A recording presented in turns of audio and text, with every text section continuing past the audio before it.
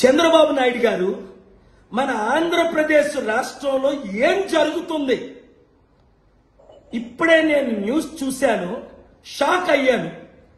BTech student James ని తిరుపతి జిల్లా చంద్రగిరిలో నాయుడు ఎవరో గ్యాంగ్స్ రౌడీ సీటర్స్ ఎత్తికెళ్లి 2 రోజులు హోటల్లో ఉంచి చిదగబాది చంపేస్తుండగా ఎవరో కాపాడారట. ఏమైంది మీకు? మీ 50 సంవత్సరాల అనుభవం ఏమైంది?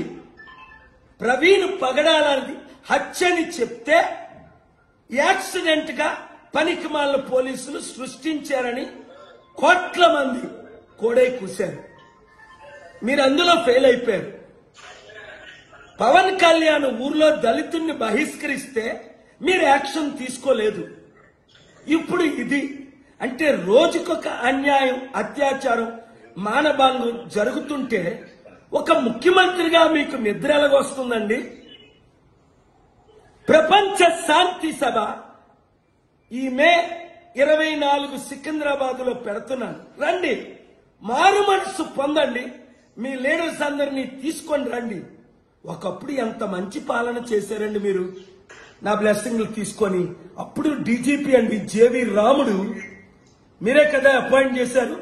కులాలకి మతాలకి ఎంత అద్భుతమైన సేవ చేశాడండి. అలాంటి ఒక్కడు దొరకలేదా? సురేంద్ర బాబుని విజయవాడలో ఐపీఎస్ ఆఫీసరు ఒక్కొక్కడికి కారిపోయేదే.